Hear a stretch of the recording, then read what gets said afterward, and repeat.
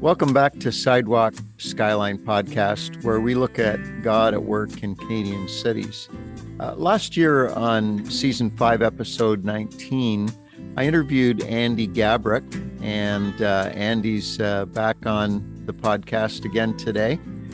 We talked about his upcoming book, Infobesity, How to Be Followers of Jesus in an Information Overload World. And well, that book is out now, so good to have Andy back. And we also talked on that episode about the possibility.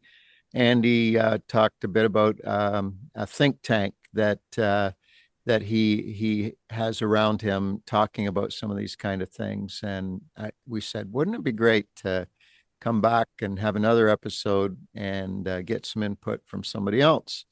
So he invited Rick Hiemstra to come on board. So I'm assuming, Rick, are you the brain behind Andy Gabruch?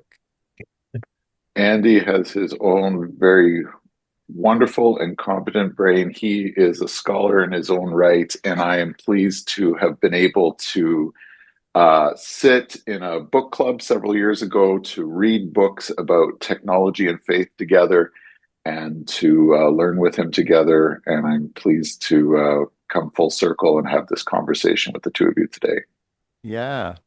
Hey, and just admiring your view out your window. You're in Ottawa, and downtown Ottawa. You're working for the Evangelical Fellowship of Canada. And a lot of folks would be aware of that organization. But for those who aren't, can you give us a sense of its place in the Canadian church and the role that EFC is filling? Sure. So the EFC is Canada's National Association of Evangelicals, and we have several kinds of affiliates. We have denominations, and the PAOC is one of those denominations. So there's about 45 denominations that are affiliates. We have Bible colleges and seminaries affiliates, so about 33 of those, ministry organizations, individual congregations. We represent probably a little bit more than half of the evangelical Christians in Canada. And we do three things. We represent our affiliates and biblical principles on Parliament Hill and in the courts. We network our affiliates together for common ministry purpose.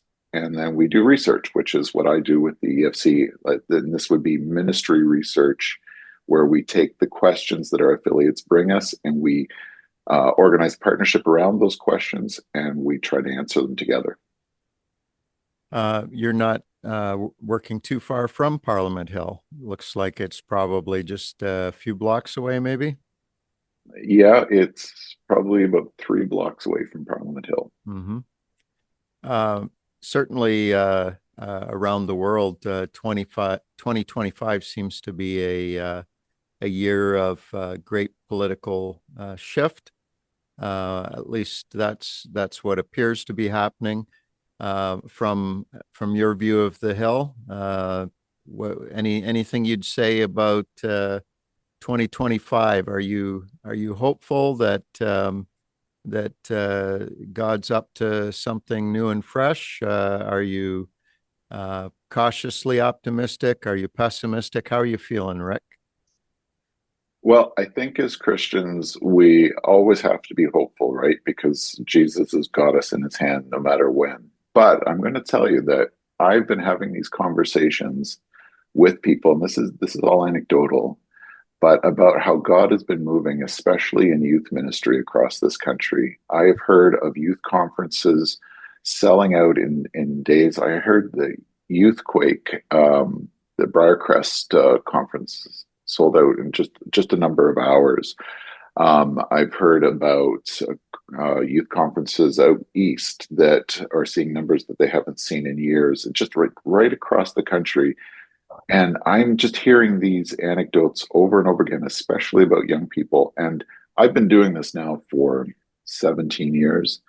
And this is the first time that I've consistently been hearing these encouraging stories about what God is doing.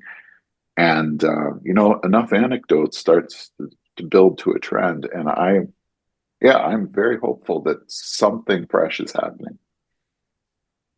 Uh, as you yeah, certainly that's, I think you're right. We as Christians do always have to have hope. The sky could be falling and everything crumbling to the ground, but our hope is deeper than the environment, deeper than the circumstances we're in. Um, 17 years, that's a good chunk of a work life, Rick. I bet you've seen a lot of changes from 17 years ago until now. Tell me about in EFC, as EFC has continued to move towards a digital space. Um, how much of the work has shifted? How has work shifted to the digital reality versus the old school of sending out letters to pastors and churches and supporters? Yeah, we use digital technology in part of our workflow. So I'll talk a little bit about what we do here. When we do research, we typically, for example, will interview people. We will record that digitally with their consent. And then we will often will take those recordings and run those through an AI transcription software to do a first pass. That said, we don't give it all the way over to AI because then we'll have a human transcriptionist verify it. Now, it does save us time. I would say that that's cut our time about in half that a human person has to spend in order to get a clean transcript for us to use. Um, but that said, I am always thinking, and this kind of comes out of the kind of conversations that Andy and I were having a few years ago about what's the meaning of our technology, and when we're doing this, how is that changing the nature of work and how we're thinking about this? Because I think that we build purpose into our tools, and sometimes we don't stop to think about the purpose of our tools. For example, we don't brush our teeth with a hammer, right? There is a purpose built into a hammer, right? And we kind of have a saying that gets at the absurdity of thinking our tools don't have purpose built in, right? We say, to a hammer, everything's a nail, and of course we know that not everything's a nail, right? But what we're showing is the absurdity of thinking that the hammer doesn't have a purpose of hammering nails. And so we have toothbrushes for that purpose. But often when we start to think about our digital technologies that we use in our lives, then we kind of think of them as tools, but we don't think very much about what their purpose is as a tool.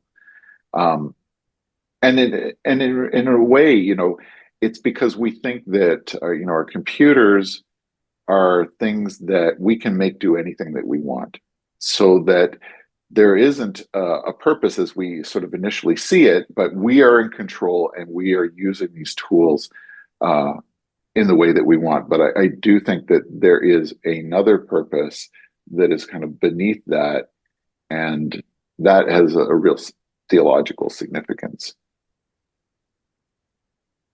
Um, there's a quote I want to read from James K. A. Smith. Discipleship and spiritual formation are less about erecting an edifice of knowledge than they are a matter of developing a Christian know-how that intuitively understands the world in light of the gospel. I think what he's saying there is that this intuitive component of what it means to be a disciple of Jesus, it's kind of more important even than the knowledge that we acquire, the skills that we acquire. Speaking more to the being having wisdom than to the acquired knowledge that a Christian may have.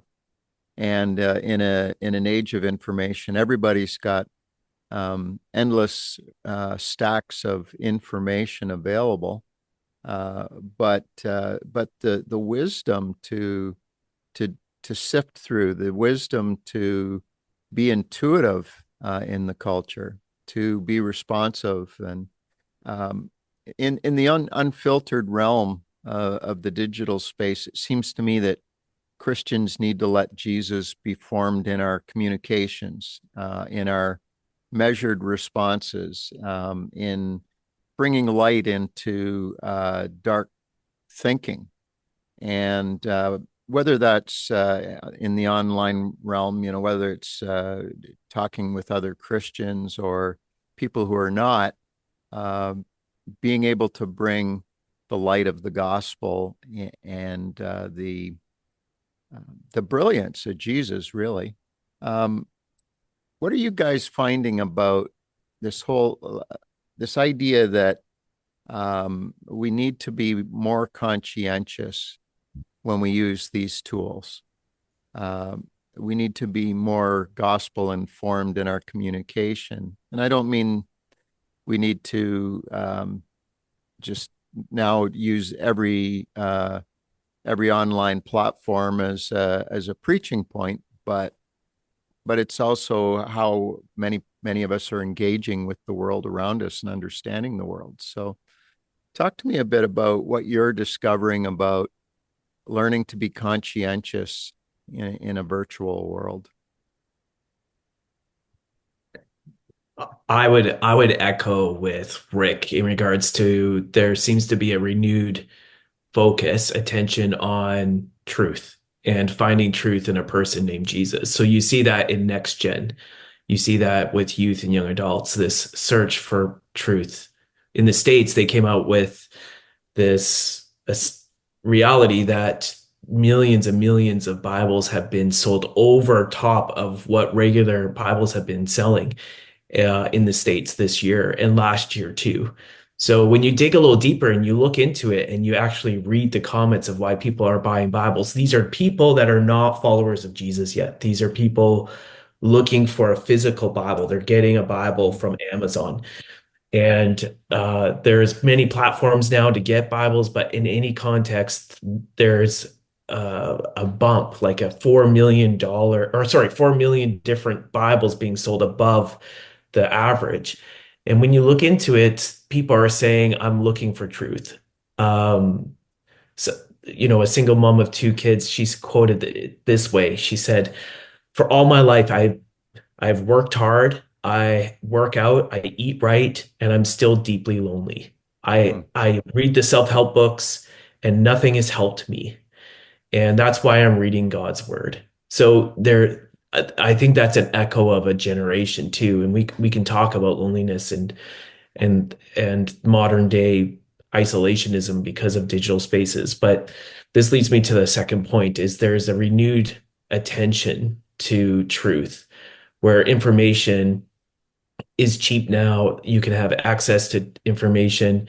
We are designed to take in information as followers of Jesus. You can look at the beginning, we're called to move that information to knowledge and knowledge to truth or to some type of purpose. As Rick has mentioned, there should be purpose to our own souls. We're a tool of the Spirit of God, right? Not just our digital devices. But what happens, I use Genesis 3 as for our context, is humanity gets distracted. And there's a form of information from the serpent saying, did God really say that? This is the whole level of misinformation, hurtful information, sinful information, if you want to call it that way, where the serpent uses and distracts, moves Adam and Eve's attention off of truth. And I think that's the first thing.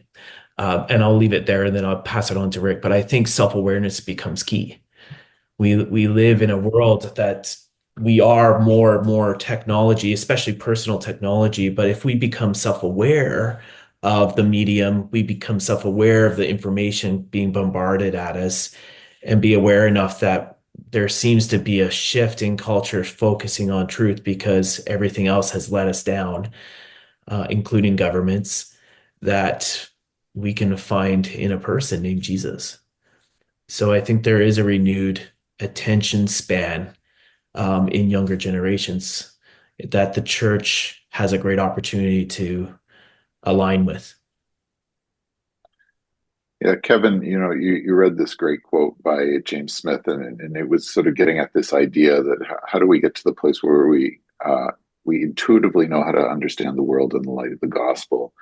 And I would just say that intuition is formed through discipline, right? So to some extent, the Holy Spirit guides us as Christians, it guides us individually and corporately, but in other ways, our intuitions are formed as we discipline ourselves to pay attention to Scripture, we pay attention to what the Spirit is saying. And through that discipline, our intuition is formed so that when we do come into the world and we have this overload of information, as Andy's written about in his book, then we have sort of the intuition and the tools that have been formed out of that discipline to begin to understand what we're looking at. And I think that that's what we need. And this is really a consequence of making these choices about, what am I going to give my attention to? And we start with giving our attention to God, and that gives us the intuition to just to, as James Smith says, to engage and understand the world. Mhm. Yeah, Andy, that reminds me of a phrase I've heard you talk about: attention economy, reflecting on how what we worship, what we give our attention to, and sort of the economics of attention. You have as a buzzline on the website, "You are what you click," and how talk a bit about this idea, just expanding what Rick said there about what we give attention to. How are we how is this affecting us as worshipers of God? Yeah, I think I first heard this from a book called Break Up With Your Phone by Catherine Price. And she wrote this book in 2018. She's a journalist at the time. She's written some other books in regards to culture and technology, but it was a book around attention economy and attention theory. She talked about how digital spaces want to distract us, and there's three big keys to that. The first one is our own bias. So we tend to focus on information that we like. So for example, if I like cats, I'm going to focus on cats online. And younger people, even in the context of social media or outside of social media, people would ask their questions online. And so let's say I would ask a question about Jesus. Even all three of us, we can do this. If I just type in who is Jesus, we would have a plethora, thousands of different opinions about Jesus and information, but that doesn't necessarily lead to truth. So that the first thing is that our own biases have blind spots in them. And we tend to focus on information that we want to put our attention towards. The second one that she talks about is our age and stage of life. So what I mean by this is that digital platforms, especially in the context of social media, as soon as you type in, I'm a male and I'm 27 years old and I live in Ottawa, there's information coming at you that's primed based on what you've said. And then the third one is based on your network. So the friends that you even have on social media.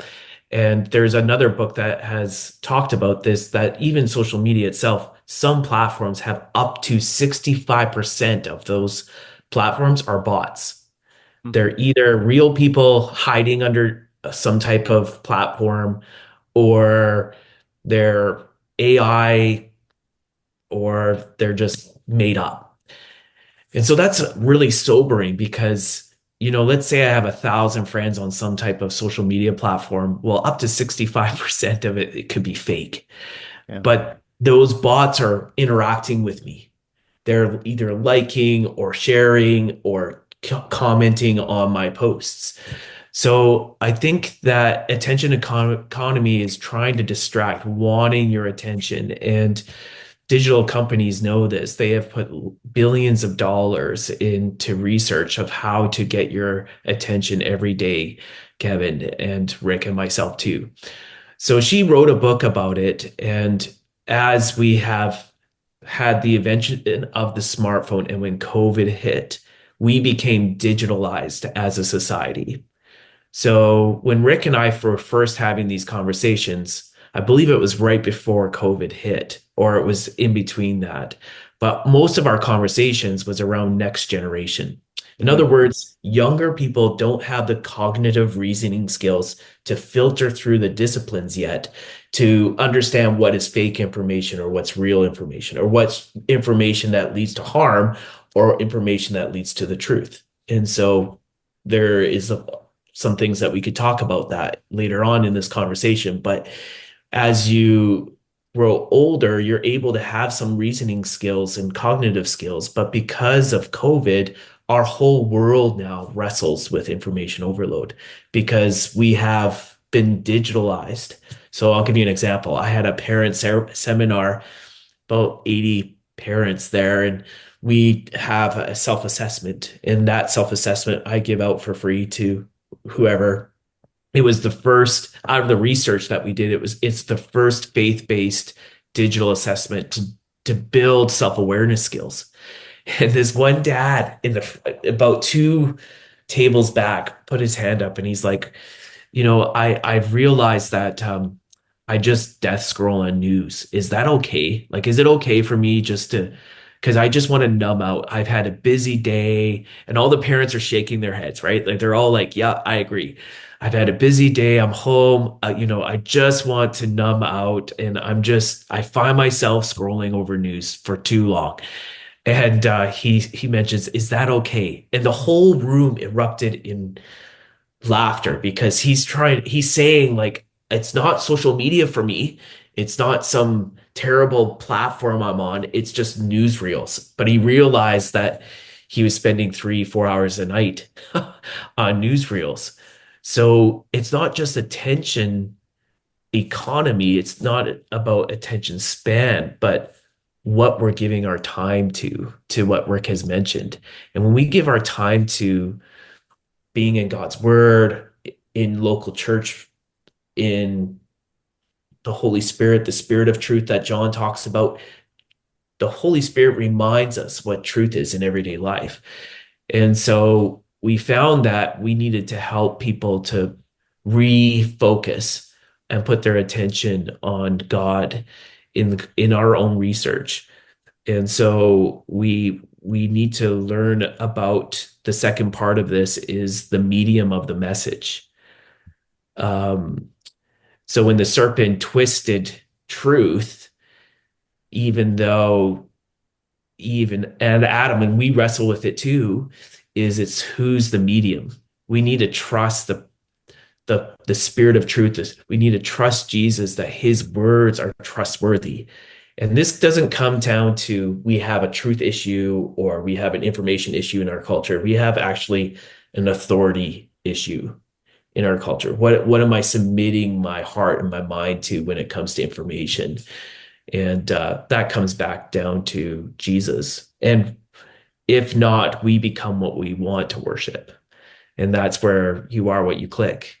It's what, you are what you eat, Yeah, yeah, you hang out who you are, right? So it's not just the reality of digital spaces, it's just how we've allowed the digital space affect everything else in our lives, yeah. whether positive or negative. Yeah, I think there's a lot of people that are really being challenged by the whole notion of, well, what's real.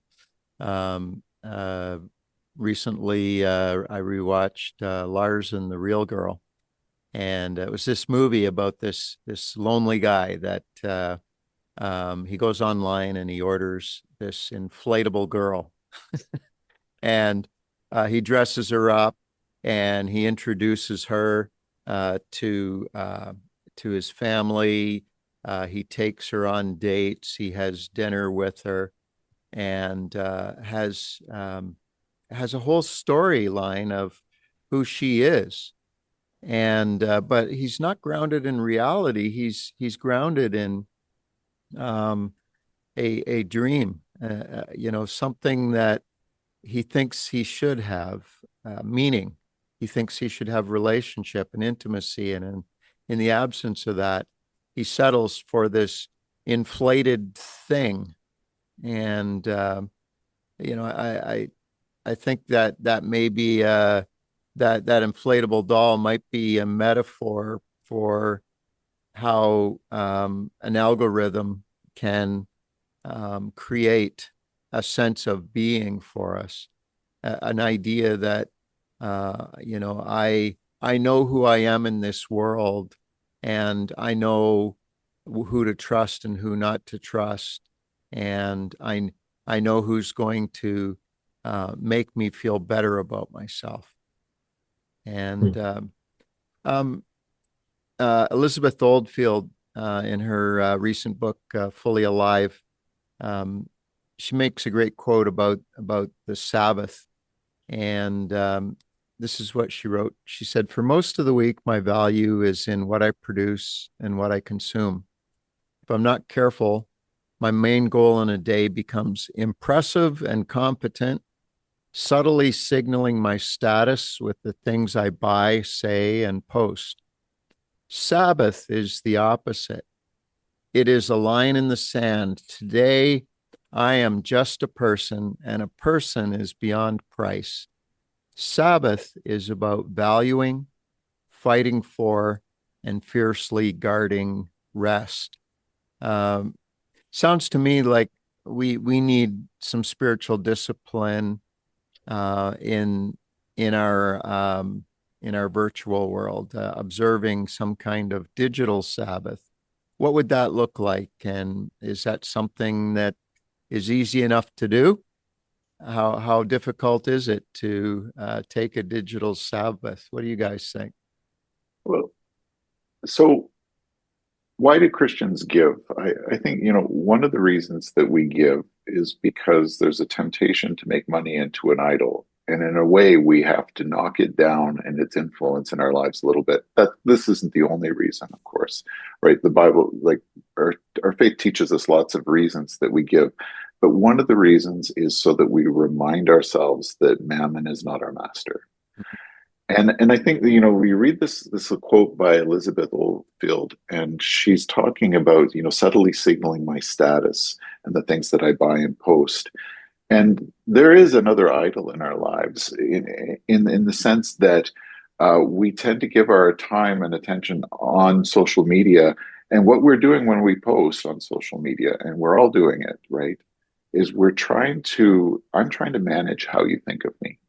Mm-hmm. Every time that we post something, I'm trying to manage what I think of me. And when Elizabeth Olson talks about coming to the Sabbath and then just valuing and fighting for this, but giving our attention completely to God and not to those other things. Now the only person that's thinking about me now is God. And that really starts to change what I value. And this is one of the reasons, people talk about doing fasting from social media, because when you're on social media, you are so concerned with managing how other people think of you. And that becomes kind of a driving force in your life. And, social media is a tool. I think a lot of us would say that it is a tool. We think of it as a tool of communication, and we call it social media. And that's really kind of a fig leaf that sort of hides what it is and what it does in our lives. Remember I said earlier, that we build purpose into our tools. Well, the purpose of social media is to hold our attention so that the companies can sell it. Yeah. That's really banal, right? But that is the business model. They harvest our attention and then they sell it. And whether you're doom scrolling, like we talked about earlier, after a day, you come home and you doom scroll the news or whatever, right? It is set up to make you doom scroll so that they can sell the ads on the side. It's just so banal. And when we come to the Sabbath, though, what we're really doing is we're very consciously setting up a pattern in our lives where we say, on this day, God will have my attention. And there's a book, and Andy, help me if I go. It talks about, it's the Common Rule, I think, by Early Jones. Did I get that right? I have to look this up. But Go he, but ahead. he's but he's talking about how do we deal with all of these distractions in our lives? And I was reading this, and he says things like this, turn your phone off for 1 hour a day. Well, it doesn't sound hard because I'm sleeping for several of those hours. Or he says, make sure you eat a meal with somebody. And what I kind of realized as he was sort of laying out what was supposed to be like this modern monastic rule is that technology will ask for more and more and more of your life. And Mhm. what you have to do is you have to set some kind of limit. And once you set some kind of limit, it breaks its power over you. And what we're doing with the Sabbath, right, is we're saying to the rest of the world, and it might be technological or other, is no, there is a limit to how much you can have of me. Mhm. And God is my master. And on this day, in the same way that I discipline money, I'm going to discipline my time, and I'm going to discipline it so that it reminds me that I'm a child of God. Yeah, I would echo what Rick is saying. To your point, Kevin, with dating AI or some type of relational robot. We did the research too, probably in the States by 2030. Don't quote me on this, but it is coming that you probably can marry a robot and you can personalize that robot to whatever you want, to however you want. And people are shocked by that. Well, it's really just the rise of personal technology. This can be personalized to whatever I want, however I want it, whenever. And it's private. It's based on my own preferences, and that oozes out into us. And I saw that as a youth pastor. And when I was a youth pastor, I recognized that even with our students, they were spending enormous amount of time on their social media platforms, like Rick has mentioned, and it started to shape them, not in positive ways, but in negative ways. And so when we did the research on like where is social media positive and where does it become negative or destructive? So Haight and Campbell, there is Twinge. These people talk about this, but the digital cliff is usually after 2 hours. So when we say to people, take a digital Sabbath or take a digital detox, I do agree with Rick that there has to be some type of limits. And it is also based on the platforms you're on. So every person has different variables with different needs. But what we encourage, and we put it in the book, is these practices of Jesus, we call them, living in a digital world. So eat with someone, but turn your phone off. Have digital free zones in your family, in your home. Try to have it in a public place. If you can't do a digital Sabbath, and what I mean by that is don't work, but just try to stay off it for entertainment purposes.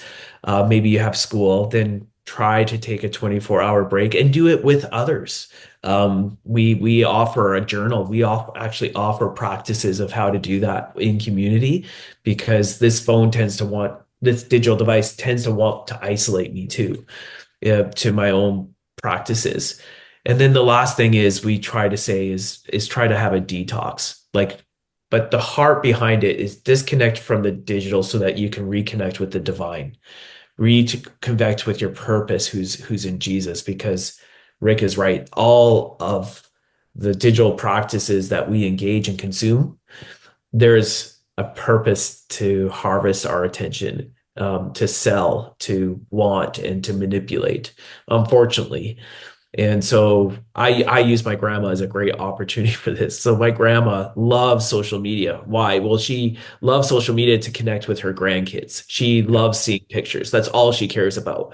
But when COVID happened and she became digitalized, polarization of political posts started following her feed, conspiracy theories about Jesus, these alarming realities of, I put it this way in the book, is Hurricane Harvey. There was this viral post that some shark was picked up by Hurricane Harvey and put into Houston, Texas, downtown. And you have this big, great white shark traveling down the road with a truck beside it. And she's sharing this to me saying, is this real, Andy? Like, wow, this is amazing. And I'm like, no, no, grandma, it's not real.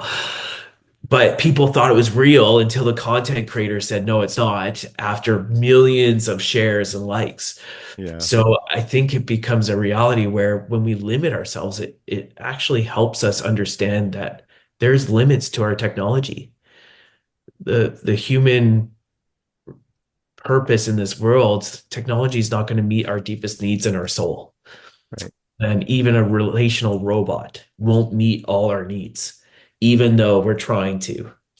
We're just not designed that way. So I think a digital Sabbath just reminds us again to reconnect with the divine, and that we are designed, our purpose is meant to be with, I said it in the first podcast, Tecton, with the one who created technology, who created truth, not to try to find our own ways of truth or technology or techinism.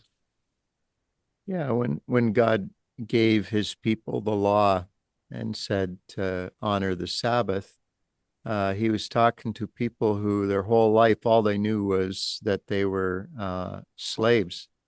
They Mm-hmm. were enslaved. Mm-hmm. And they just assumed that you have to work and you have to work hard and you have to work till it hurts every day. And God brings them all the way back to creation. You know, there's a day to rest. There's a day to be with God and to cease from your labors and enjoy.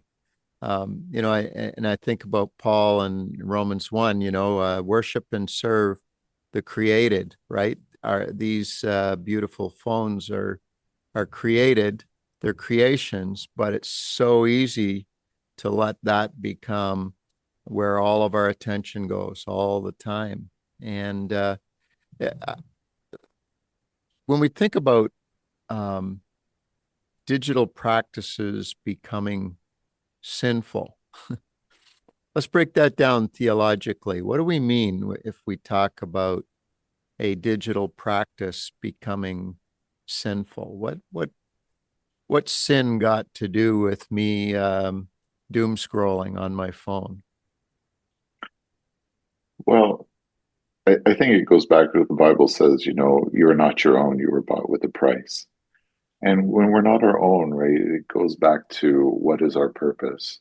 And if we have a technology that throws us off of our purpose, then what we're doing is we're devaluing God and we're devaluing others, right? Andy was talking a little bit about how our phones tend to isolate us. Um, you know, I tend to think of influencers this way, right? If I have responsibilities both to God and to others around me, then I have responsibilities to give them some of my attention.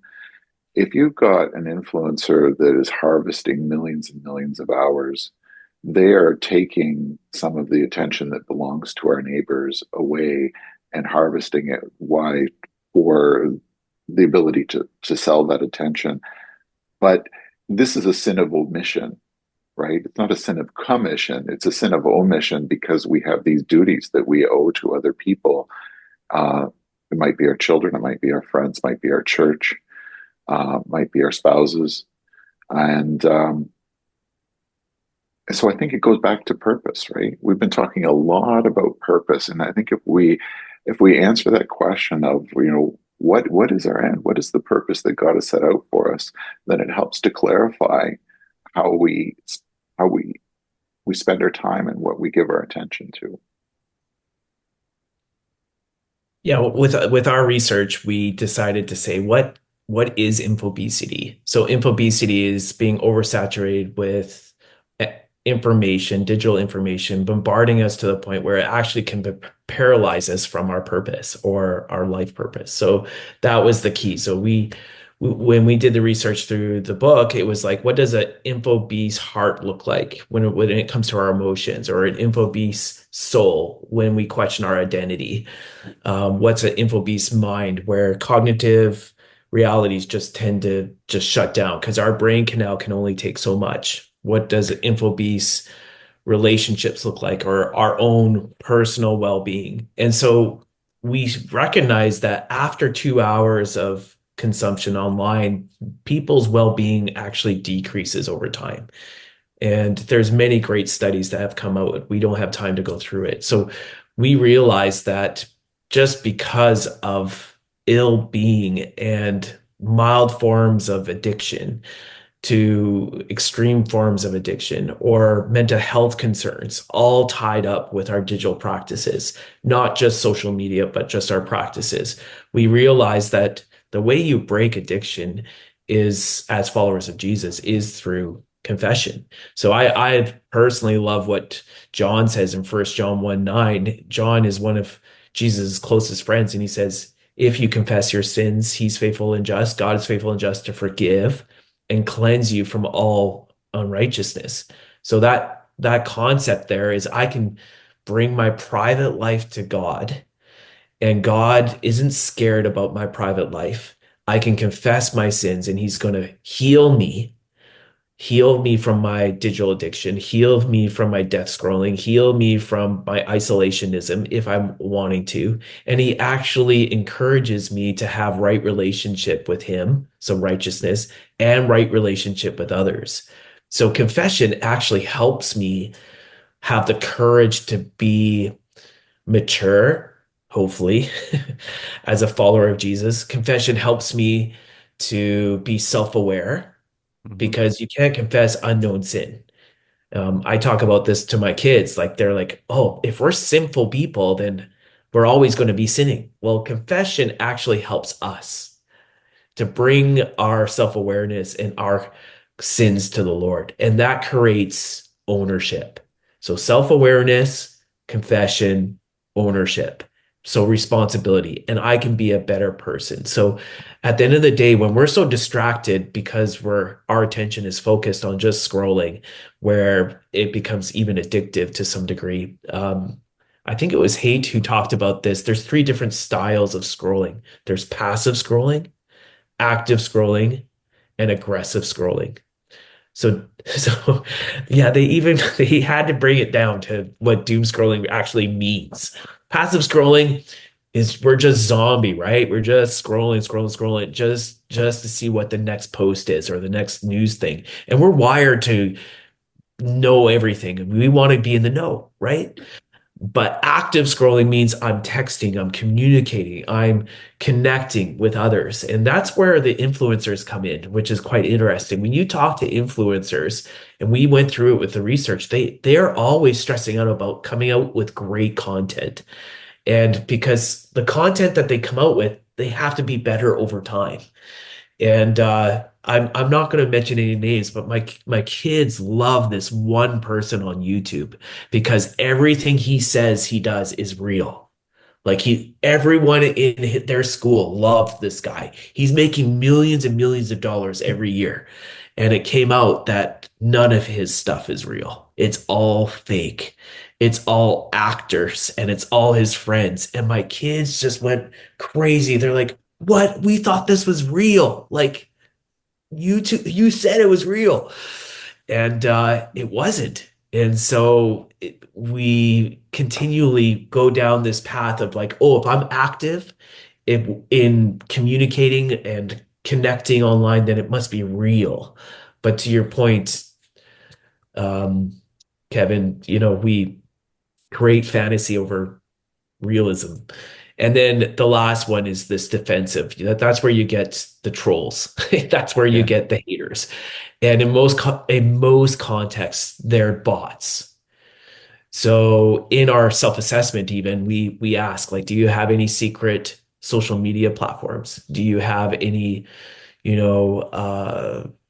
social media where you find community where you can't find a community in your real ones? And it's quite high when people say, yeah, I've had or I do have secret social media platforms to engage in things that they know that their friends or family don't want to be a part of. So they put it in three different contexts. And I think it's important to Rick's point is that we need to create space, not just Sabbath, but confession, worship, hearing God's voice in the midst of distraction, because it brings us back to the point that you are divinely made. As followers of Jesus, we believe this, right? That has a soul, and only Jesus can fill those voids. Yeah, all three of us are servant communicators in the church. We're following a vocation, a sense of calling from God to be people who think and study and commune with God and pray and then turn that into some kind of meaningful communication that will help others uh, draw close to Jesus, help others be formed. That's kind of the role of a teacher, a pastor, and when we think about influencers online, well, um, we're we're influencers of a sort too. Uh, when we think about how we can easily look at some of the examples of in media of people who are creating fantasy that is far different than the reality. And I guess I'm wondering, um, is that a temptation for us in the church to create a fantasy that doesn't match up with the reality? Uh, so uh, there's something of a shamanistic ability that a church leader has to put people under a spell. So I'm just thinking along the lines of how in communication, how easy it is for us. How easy is it for us to commit sins of communication? And I think the truth is that an intimate walk with Jesus, being humble, humbling ourselves, staying faithful to God, faithful in His Word, faithful to our spouse. All of these things, they become anchors that keep us from floating away. But are we that much? When it comes to sin, are the sins of the church much different than the sins of the world? Are we? I when cancel culture became sort of the soundbite everywhere, I thought, oh yeah, we invented cancel culture in the church. We've been doing that for a long time, canceling people because they didn't reach the gold standard. What do you guys think? Kevin, you're talking about influencers and what our role is there.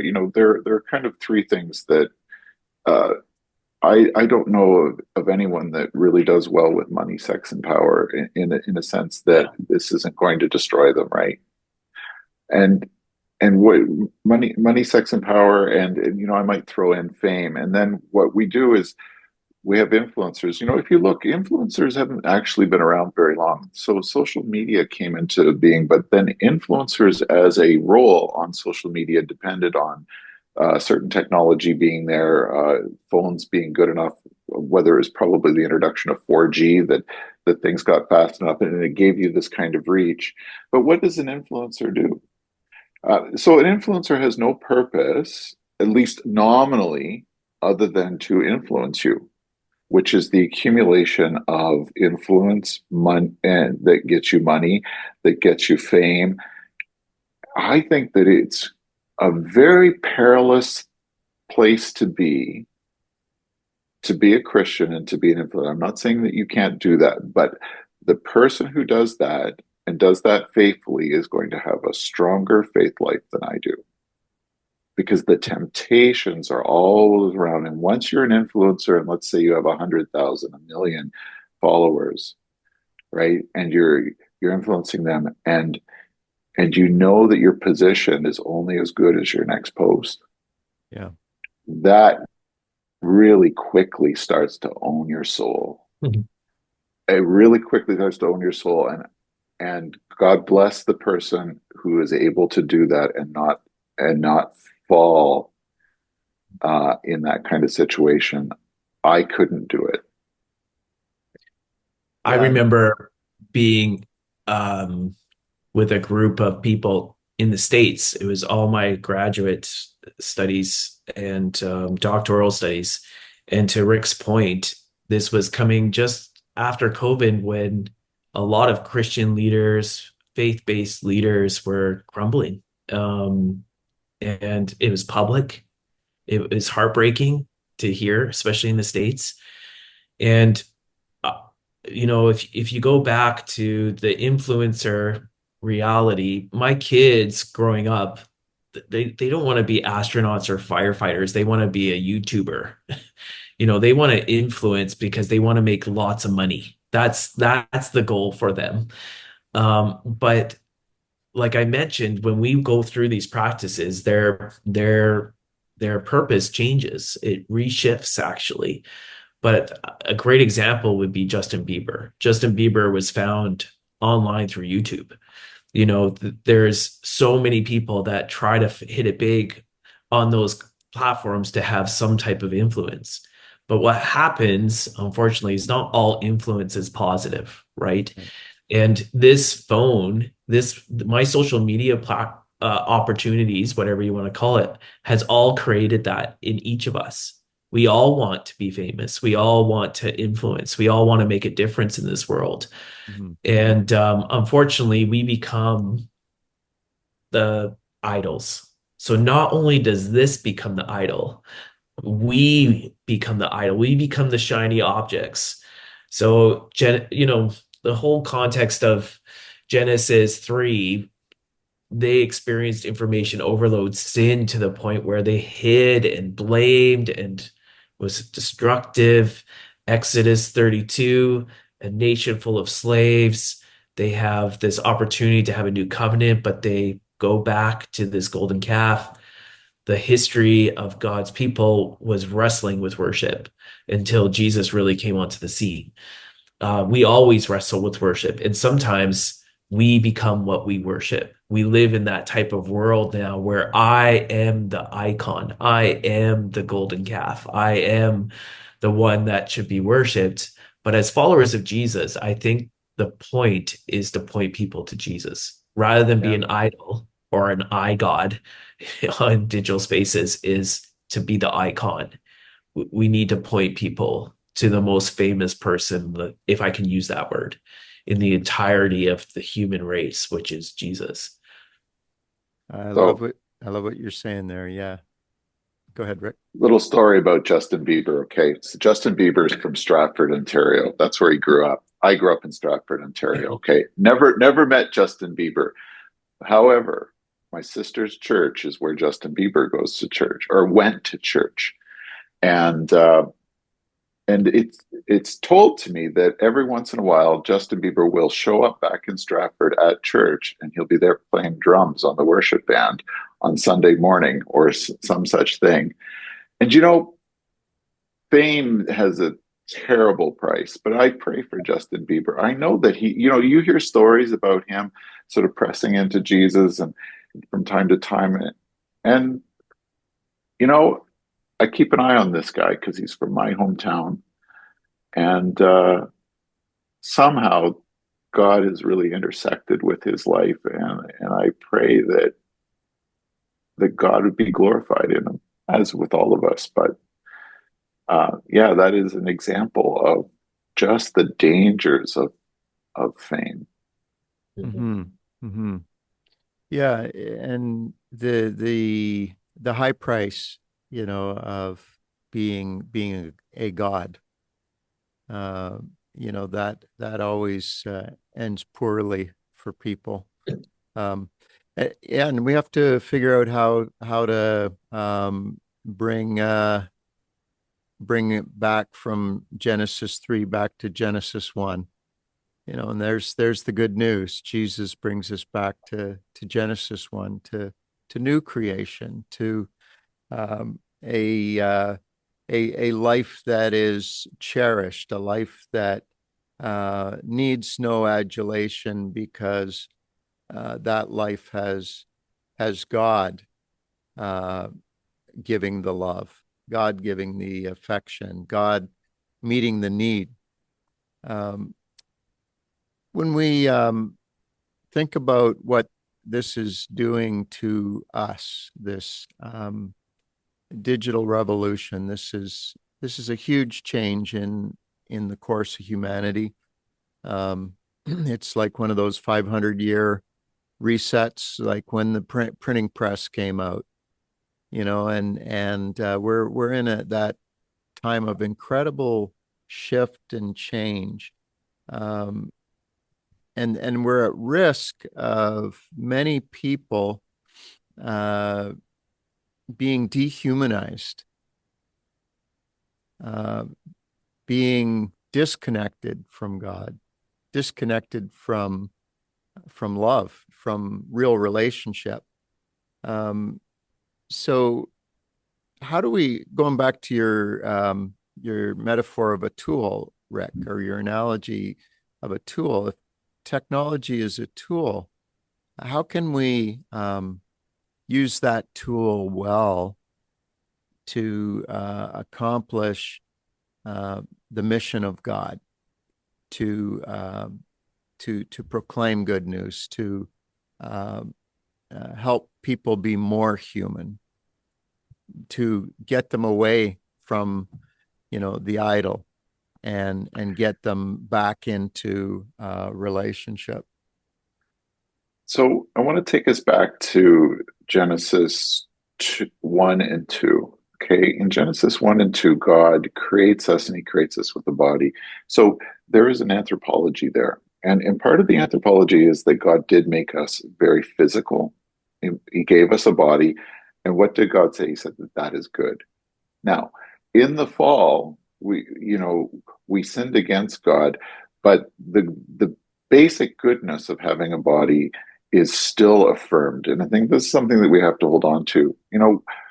Tools have a purpose, and part of our move to a digital world is to absolve us of the inconvenience of time and space, right? What these phones do is they take away the inconvenience of time and space, and more, but time and space is how we inhabit the world with our bodies. And as we talk about these as if they are magic, right?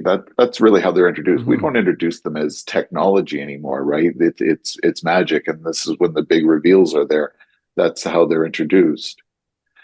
But by comparison, our physical bodies are a problem. And this pops up in our world in all kinds of places where we think of our physical bodies as a problem, which is why we have legalized euthanasia in Canada, right? Because we've convinced ourselves that the bodies are a problem rather than a gift from God. And I think that as we are using these digital tools, one of the things we have to continually reaffirm in our lives is what God says about the basic goodness of the gift of our bodies that he's given us. Otherwise, we will not have any perspective in order to resist the digitization and the minimization that goes along with that of the value of our bodies and our persons. And as we are enfleshed people, if you minimize the value of your body, you're minimizing the value of a human person as well. So anthropology is absolutely crucial, and we must remind ourselves of the basic truths of the very goodness of the bodies that God gave us, to be thankful for those. Rather than being consumed with how are we going to get our consciousness uploaded so it can last forever. Right. That is Gnostic. That is a Gnostic understanding of the world. And Gnosticism does exactly what technology does, right? It says that the physical world is bad. And what I need to do in order to be in a blissful state is escape the physical world and all of its constraints. And Christian anthropology says absolutely no, because God made us with these bodies, and our proper response to God giving these to us is thanksgiving. Mm-hmm. Mm-hmm.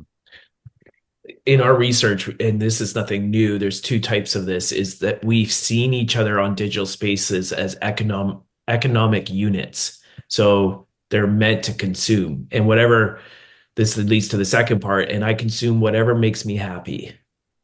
So we call them dopamine loops. So I consume what I like so that I can be happy. And we do that for church. We do that for our spouses. We do that with our kids. We do that with work. We filter things through our personal happiness, and we have these kicks of dopamine loops. And there's many different studies about this, but you can also steady off dopamine with reading God's word or with prayer and meditation. Um, and rather than have a roller coaster of dopamine loops like this that goes up and down in digital spaces, it can actually be steady. And the other one is having good friendships. If you have a great friend or a community that can do life with you, it can be life transforming. And Rick, I actually gave you a shout out in the book about this in regards to covenant. You call it covenantal communities of people of less than seven, but in any context, to have good friendships, I think that's really important. So depending on who's listening to this, they might say, "Well, Andy, I have great friendships online," but I would say you need both. You need offsite and online. But we don't probably have too much time with that. But Aristotle talks about three levels of friendship. So we have hobby friends, we have work friends, but then we have this, he calls them transformational friends or friends that are stick with you for life. And in a world where these digital devices just create economic units to keep me happy. And if you don't keep me happy, Kev, I'm just going to marry a robot. Like I can isolate myself, but my modern day loneliness just continues to rise. My mental health issues will continue to rise. My even physical well-being will decrease because I've made it all about me and all about my happiness. And that's the unfortunate part in digital spaces. So I think it's not just a tool, it's to be aware of what we need. And then when we actually find healthy context, like healthy relationships, healthy in a healthy church somewhere that Bieber's looking for, these different contexts, then I think we can redeem digital spaces. I think followers of Jesus can actually show a better way online as well. And you see that in the first century church. They used technology as best as they could to communicate the gospel and to get the gospel to the four corners of the earth, where, to Rick's point, time and space, we can do that in any time, but people don't need to see information. They need to be not learned, but they need to be wooed by truth, which is usually our stories, right? That God transformed me and changed me. And now I'm a new being, a new creation, like you say, Kev. Mm-hmm. Yeah, guys, this has been a helpful conversation, and we'll throw links in the show notes so that people can get the Infobesity book, so that they can That's learn more kind. about the Evangelical Fellowship of Canada.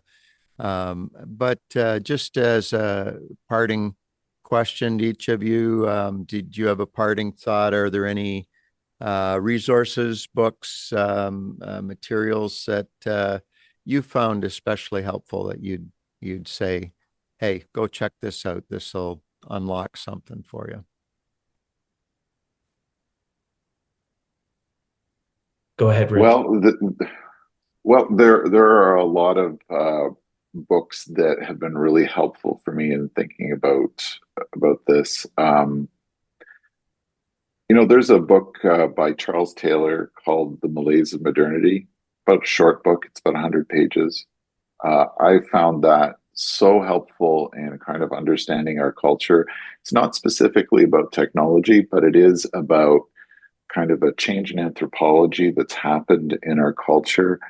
And I think that that's just so important because, like I was talking about, technology as it moves us towards kind of a virtual existence, that is a change in our anthropology. Mm. And our anthropology really affects our relationship with God. Because if I'm not who Jesus says I am, then do I need Jesus? And that's kind of a fundamental question that our culture is working with. And the more that we can push into that and push into a biblical anthropology, I think the better chance we have of kind of understanding our culture and knowing how to respond to it. Yeah, Andy, anything you wanted to add? Yeah, on my end, again, I'll probably can give you some links, but there's lots of great resources coming out in the context of technology and faith, especially coming out of COVID. And so I would lean on the experts like Rick and the team. There's some research coming out as well. And the last thing I would just share is this might sound a little interesting, but just pray that God would help the local church be the hope of the world in a technological context, that we would be able to see this renewal that we have heard about with young people, but for all generations.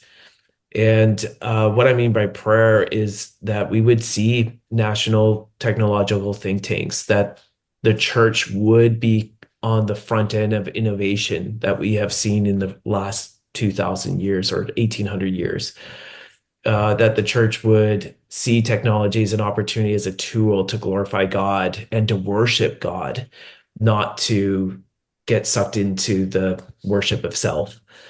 So I will send some things to you, but I would just challenge the Yeah, listener here to pray and to seek what God has for us and to join us. I think that's wonderful. That's a good place to wind out our discussion, and I want to thank both Rick and Andy for opening up their heads and their hearts to me and to anybody else that happens to get to listen along. Um, on my next episode, I'm going to be having a conversation with Peter Oakes and Steve Fox, and they know each other through their work in being financial planners and that kind of thing. But Peter Oakes has a business that is actually working inside of prisons and identifying men that will come to work for him, have a job while they're in prison, and when they're released, having a job to go to.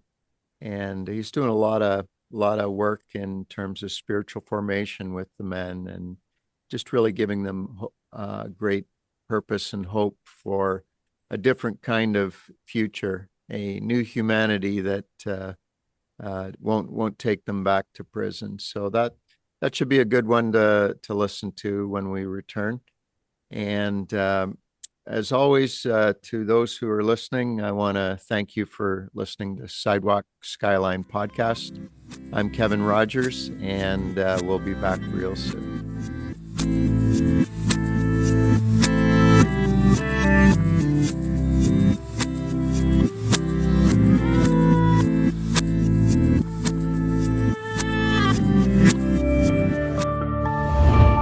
Studio 61.